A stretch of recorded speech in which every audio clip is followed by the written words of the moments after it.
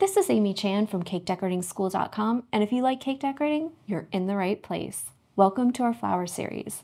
In this video, we're going to be piping a buttercream hibiscus flower. It's broken down into steps, so you can skip ahead, rewind, and rewatch as desired. So let's get started making the colors for our hibiscus. We're going to make 3 colors today. We're using all American style buttercream. You can use whatever kind you want, and we're going to use a few liquid gel colors. Some neon bright pink, red, there we go, sky blue, and finally, just a touch of lemon yellow. And I've got some of my pink, blue, and yellow out here on a lid because I'm going to use those all in some small quantities. And the first color I'm going to make is a really nice light shade of pink. So I'm just going to start with a couple of tiny specks of that neon bright pink. And it's a great way. I like to just buy one color of pink and then use it to make all my shades. So it's easy just by using a little bit, you can make light tones, and by using a lot, you can make dark and intense shades. So I just want a nice present shade of light pink, and I think that's going to do it. That's going to give me a nice light color that's going to stand out against the bright one we're going to make next. Our second color is going to be a darker pink, so we're going to make a kind of brighter, intense shade, so I'm going to use drops. So I'm going to start with 3 nice drops of my bright pink and 1 of my red, and we're going to mix it around and see what that gives us. I'm hoping for kind of a nice kind of lipstick magenta shade of pink, something really intense that I can stripe my bag with. And that, I think, is going to be absolutely beautiful and just perfect.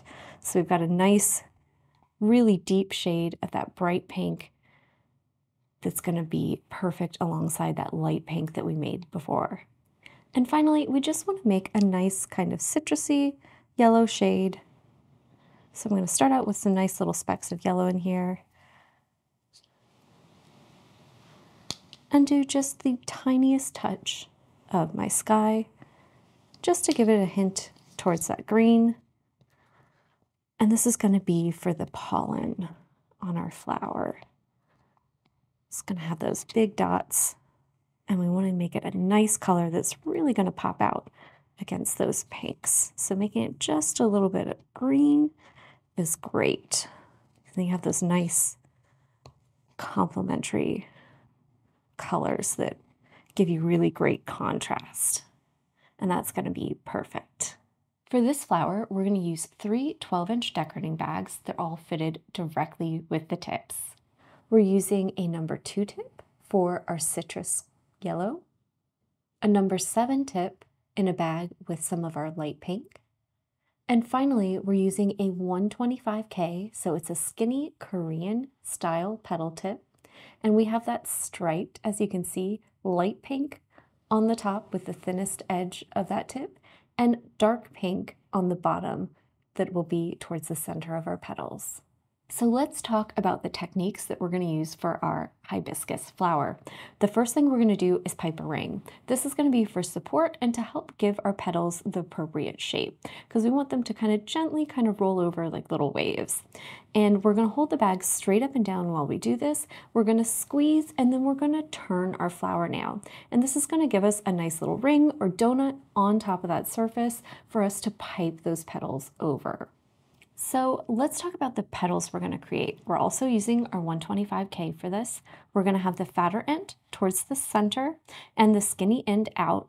And when I start to pipe, I'm going to have it facing almost towards that noon position on my flower nail. And I'm going to pull what I call a lopsided petal. This is a lot like a teardrop shape, but we're going to pull out, do an arc over, in my case to the right side because I'm right-handed, then we're going to spin the nail and pull it back. And that's going to give it this kind of funny lopsided teardrop shape. So we kind of want to imagine that little track with the outside edge of the petal as we go. And I like to go nice and slow to allow this petal tip to create those nice ruffles and wrinkles that are going to give the hibiscus petals their characteristic kind of frilly shape and that little ruffly edge. So it's going to create a really beautiful pattern for us on the outside edge of our petals. So next we're going to talk about piping the pistil, which I just noticed that I misspelled, spelled with an I on there on the end. But we're going to hold the bag at a 45-degree angle. We're going to squeeze and let ourselves get a nice ball, and then we're going to pull along the surface. And we're going to pick up speed as we go so that we get a nice tapered end. And you can see that's going to give us a nice elongated teardrop shape, right? Or a nice big comma that tapers down to a nice little point, and that's going to give us a great little center of our pollen, for our flower that we're going to adorn with pollen to create that characteristic look. And finally, we're going to make some dots, and this is going to be for our pollen. And so you just want to be above the surface just a little bit. It's a small tip because it's a 2, so we don't need much area underneath there. And we're just going to squeeze, let it connect, and then stop and swirl it around and just kind of glide off to the side to give it a nice little finish. And that'll give us a lovely little dot that we'll use for our pollen. So let's talk about how we combo our techniques to build our hibiscus blossom. The first thing we're going to do is pipe a ring. So it's going to be hiding underneath the petals. We want to think about it like a donut. We want a hole in the center and room on the outside edge so that our petals start here, down on the surface, go up over it, and then touch the surface again on the other side. And that's going to give them a nice little curved shape. So once we pipe one of those lopsided petals, instead of piping right next to it and over the next one, we're going to go actually to the opposite side so that our back edge overlaps the beginning of the one before. So I'm actually going to work counterclockwise, and that's going to give us a wonderful effect, allow us to do a lot of frills and ruffles on the petal before it, and really give us a nice shape. We're going to do 5 petals on the blossom, move counterclockwise, and once you get them all in there, we're going to go ahead and pipe the center. So we're just going to do that pistil and then put some pollen on it. And you can go right on top of a petal in between kind of, the edge on 2 of them, or you can even go up the edge of one of the petals, and that'll give it a little more height and depth and make it look more like a realistic flower. So it's whatever you're comfortable doing on where you pipe that center, and it's going to look great both ways. And that's actually one of the little subtle tweaks you can do to kind of vary up your blossoms. If you're doing several of these, you can do some of them with that center going across one of the petals, some going up one edge, and it'll give them a little bit more of a dynamic and natural feel with some great variation. So the first thing we're going to do is pipe our ring. And if we look at our nail, we've got our outside edge, the center, we want to come about halfway between. So just think about it like you're kind of splitting the distance, and then when you spin, you should get a nice ring that's going to allow you to really kind of pipe over. Now, it's going to be a little thin, so if you need to, just go ahead and pipe a second one on top of it. I want just a little bit of height to this. So I'm going to go nice and slow just to kind of build it up a little bit. And you can see that gives me just a little bit more height. So it's going to have a little more drama to it. So you can even do more on your rings if you want them to have a little more depth and a little more concave look to the center. To start our petals, I want to have the fat end of the tip right down in there in the center. You can see the skinny end is pointing right towards noon for me. The back of the bag's out towards 3 o'clock. And since we're going up over this mound, I have the tip rocked up a little bit so that we can do that easily. I'm just going to start squeezing and pull out while holding my tip still, my nail still, and then I'm going to start drawing over, and you can see it's doing ruffling, beautiful things, and then I'm going to pull back, and I'm going to make sure that the back edge kind of joins together, right? So I pulled a nice elongated shape, pulled it over, and then I pulled it back in, and that's going to give those petals that kind of lopsided comma feel. I'm going to start my second petal, and you can see I did my first one here. I'm going to rotate. I'm going counterclockwise, and I want to leave a lot of space in between them because I want to be able to pull that nice elongated lopsided shape. So we're going to just start right here, go up, over my little ring,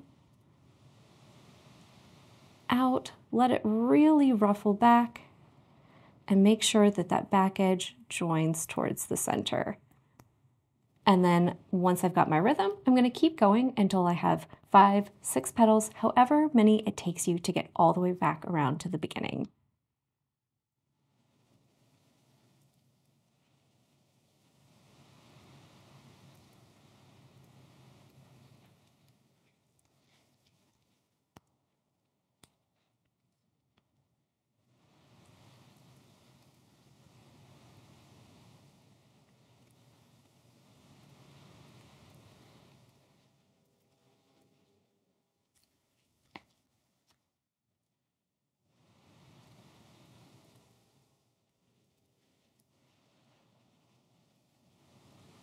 And just on that last one, sometimes it just pays to rock the bag up to kind of nest it in so you're not disturbing your other petals. So the next thing I'm going to do is pipe on the pistil. And I want to just pick a spot before I pipe. I can go in between on top of the center of a petal, but I think I'm going to go up the edge of these two right here because that's just going to give it a little bit of height. And I want to start just squeeze so I get a nice ball, and then pull out and gently taper my pressure until I pull away. And you can see that gives us a nice long pistil. And then to finish it off, we're going to go ahead and pipe our pollen. So I'm just going to start here on the end. Oh, if it'll stick for me, and pipe 1 dot. And then I'm going to go down the sides and pipe a few. So just about halfway. Rotate it as you need to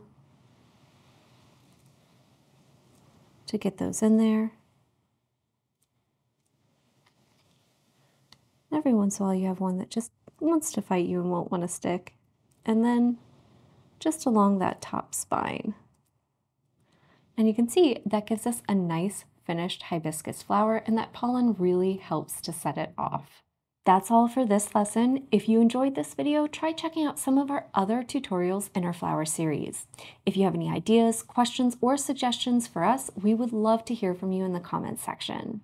If you enjoyed this video and you'd like more about the cake decorating materials and equipment we use, or just some inspirational videos about cake decorating itself, you can follow us on Insta or YouTube at Cake Decorating School. If you'd like to know more about yearly membership and what it entails, you can go to www.cakedecoratingschool.com for more information. And if you're interested in these products, you can check the links in the description.